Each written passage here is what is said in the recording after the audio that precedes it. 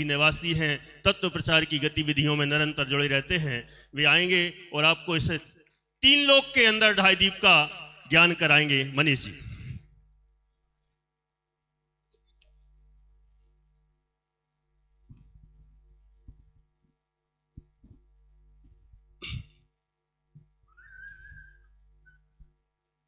सम्मानित मंच, समागत आदरणीय विद्वज्जन, सभी साधर्मी मेरे श्रोताजन, आज ज्ञान कल्याणक का परम पवित्र दिन और उस दिन आयोजित ये सुंदर गोष्ठी जिसमें ज्ञानी हमारा भोजन होना चाहिए। और शायद मैं ये बात अभी महसूस भी कर पा रहा हूँ, क्योंकि जड़ भोजन का आग्रह छोड़कर जो ज्ञान भोजन को करने को लालायित हैं वह इस गोष्ठी का हिस्सा बने हुए हैं। इसलिए इस गोष्ठी में, जिसमें मेरा विषय है 3 लोक में ढाई दीप, वास्तव में ये विषय देखा जाए तो विशालता इतनी है कि समस्त जिनागम समाहित है, पूरा षटखंडागम समाहित है। 3 लोक में ढाई दीप, मुझे आपको 3 लोक घुमाकर ढाई दीप पर लाकर छोड़ना है। और ढाई दीप आपको हमारे आदरणीय प्रकाश भैया घुमाने वाले हैं। ढाई दीप में जो जम्बू दीप है उसे आपको अनिल भाई दिखाने वाले हैं। और जो इतनी सुंदर परिकर में सुंदर व्यवस्था बन गई है, इसे आपको हमारे आदरणीय डॉक्टर प्रवीण जी 1164 मूर्तियां कहाँ कहाँ पर कैसे कैसे विद्यमान है ये सब बताने वाले हैं। मतलब एक ऐसी यात्रा इस संगोष्ठी में हम कर रहे हैं जिसमें आपको बहुत बहुत रुचिकर तरीके से कुछ ऐसा मिलने वाला है जिसके बारे में अनेकों को भ्रम रहता है। सबसे पहले तो लोक के संदर्भ में बड़ा भ्रम है, और इस लोक में अभी कहा लोक में ढाई दीप खोजना है, पहले लोक तो समझ लो। और सत्य भी यह है कि जहां हम खड़े हों पहले उस स्थान का परिचय कर लो। लोक में हम हैं, लोक के बाहर जा नहीं सकते। अब सिद्ध भगवान भी लोक में है ऐसा कह दूं तो भाई बुरा मत मानना, क्योंकि जीव की शुद्धतम अवस्था को प्राप्त वह भी लोक में है। लोक को जानते तो होना, क्या होता है लोक, किसे कहते हैं लोक, यानी इस लोक को हमें जानकर के इस लोक में जो सारभूत जगह है, द्रव्य क्षेत्र काल भाव, 4 व्यवस्थाओं से हम अपने लक्ष्य का संधान कर सकते हैं। ये क्षेत्र का संधान है लोक। लोक भावना में भी आपने अनेकों बार सुना है। उस भावना की वह पंक्तियां भी हमारी बहुत सारे भ्रम का निराकरण कर देती हैं। किन्हू न करे न धरे को, सट द्रव्यमयी न हरे को, जो लोक माही बिन समता। अगली पंक्ति क्या है भाई, दुख सहे जीव नित भ्रमता। पहली पंक्ति किन्हू न करे न धरे को, ये श्लोक के उस सौंदर्य का प्रतिपादन कर रही है जिसकी घोषणा जैन दर्शन में ही है। अभी मुझे अनेक साधर्मियों ने बताया कि हम लोग ट्रेन से आ रहे थे, साथ में एक थे, सुबह हुई हमने अपने चर्चा शुरू करी तो ट्रेन में तो सभी तरह के लोग हैं, अनेकों की अनेक मान्यता है। वे कहते हैं भगवान ने इस संसार का निर्माण किया है। क्या इस मान्यता को आप मिथ्या सिद्ध कर सकोगे? मैंने उनसे कहा आपको मिथ्या सिद्ध करने की जरूरत भी नहीं है। आप तो उनसे अगला प्रश्न करो कि भगवान ने लोक का निर्माण किया है तो भगवान का निर्माण किसने किया है?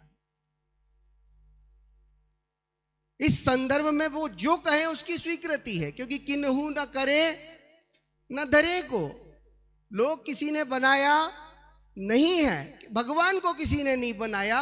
और यदि भगवान ने लोक को बनाया तो हे भाई इस लोक को इतना विचित्र क्यों बनाया? अरे लोक का स्वरूप यदि मैं आपको विस्तार से बताऊं तो मैं तो उसका संक्षिप्तीकरण करने में असमर्थ पाता हूं। आप तो अपने निकटस्थ लोक को देखें। यदि भगवान लोक के निर्माण करता है तो इस लोक में इतनी विसंगतियां क्यों हैं? विसंगति भगवान पैदा करेंगे, क्योंकि वो तो भगवान को परम पिता का दर्जा देते हैं। तो परम पिता तो ऐसा करेंगे नहीं। तो जब वो इस बात में कि हाँ साहब भगवान तो नहीं करते, ये तो सब कौन करता है, तो फिर हमारा कर्णान योग शुरू हो जाता है, वह कर्म सिद्धांत, जिसमें ये बात सबसे पहले है। और सबसे बड़ी सुंदरता देखो आज के परम पवित्र ज्ञान कल्याणक की इसलिए भी है कि यदि ये ज्ञान कल्याणक नहीं होता ना, तो ये लोकालोक क्या है इसकी भी खबर हमको नहीं होती।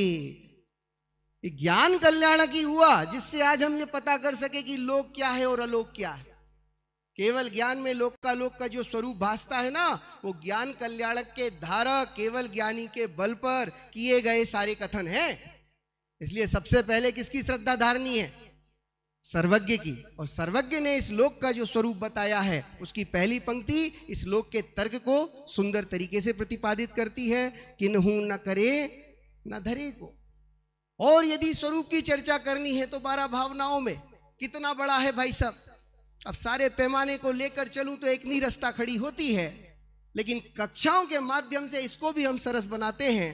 14 राजू उतंग नभ और लोक पुरुष संठान। अरे हमारे जैनिज्म का मोनो भी वही है भाई साहब, परस्परोपग्रहो जीवानाम लिखा देखा है ना। 14 राजू उतंग नभ लोक पुरुष संठान और तामे भरमत है। क्या कहें भाई साहब, क्या ये लोकालोक का ज्ञान हमको भ्रमणा से बचा लेगा? हाँ जी, इस लोकालोक के ज्ञान से तुम अपनी भ्रमणा को रोक सकते हो। चतुर्गति का जो भ्रमण है ना, वो तुम्हारा इसलिए हो रहा है क्योंकि तुम्हें पता ही नहीं है कि तुम कहां खड़े हो, लोक में तुम्हारी सत्ता कहां है। मुझे 2.5 दीप जाना है, 2.5 दीप जाना है, ऐसा कहकर अरे तुम कहां खड़े हो और तुम्हें कहां आना है? बोलो भाई साहब, मैं शुरुआत कहां से करूं?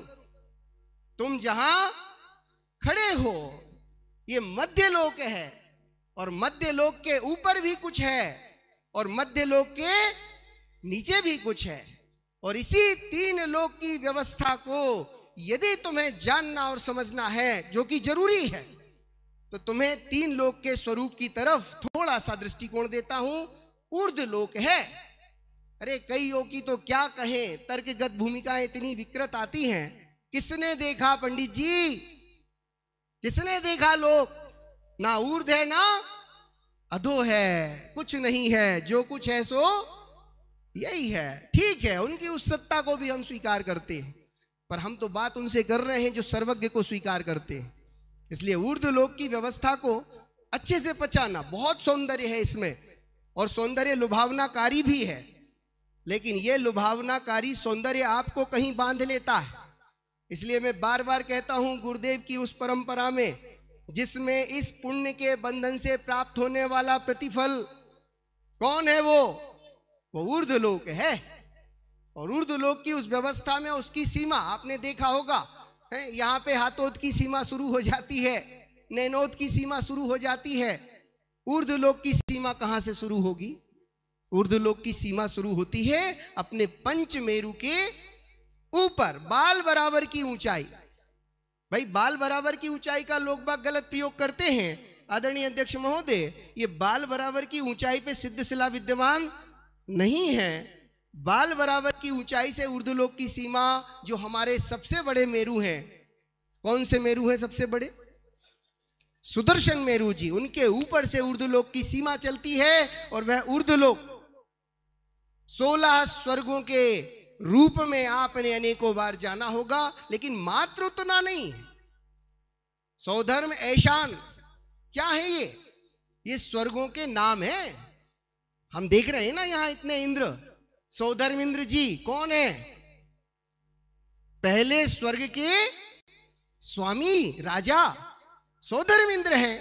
सौधर्म इंद्र है ना, इनका नाम है, कोई नाम है इनका? सौधर्म इंद्र है ना साहब इनका नाम। क्यों भाई? हाँ, सौधर्म इंद्र का कोई नाम तो होगा। आदरणीय भाई साहब ने सिखाया था, पूछा था एक बार।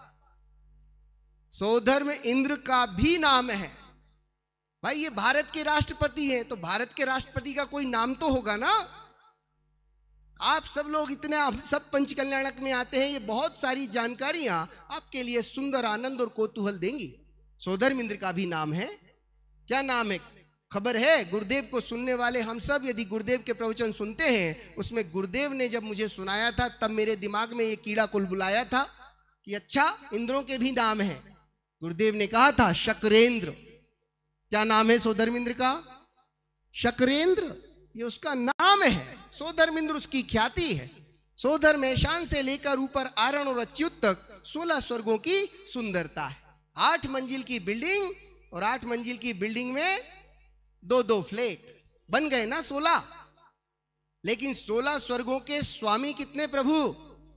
आदरणीय विपिन जी भाई साहब ने पहले ही दिन स्पष्ट कर दिया था, भैया हम यहाँ इंद्र को नहीं देवों को बुलाते हैं, और देव तो बहुत हो सकते हैं लेकिन इंद्र केवल 16 नहीं होते हैं। कितने होंगे? 12। प्रवीण जी समय की घटिका को आप थोड़ा स्मरण करवा दीजिएगा, क्योंकि हम लोग बहुत लिमिटेड समय में चल रहे हैं। तो 16 स्वर्ग हैं, 16 स्वर्गों के 12 इंद्र हैं। 12 इंद्रों की सुंदर सत्ता और स्वरूप व्यवस्था से तो आप परिचय हैं, पर 16 के 12 कैसे होते हैं ये भी एक कौतूहल का विषय है। विशेष जानने के लिए तो स्वाध्याय की परंपरा से जुड़ जाओ। 16 स्वर्ग के ऊपर भी कुछ है। कुछ है, क्या है? खत्म नहीं हो जाता ऊर्ध्वलोक। 16 स्वर्ग के ऊपर बहुत सुंदर 9 ग्रेवयक हैं। कितने?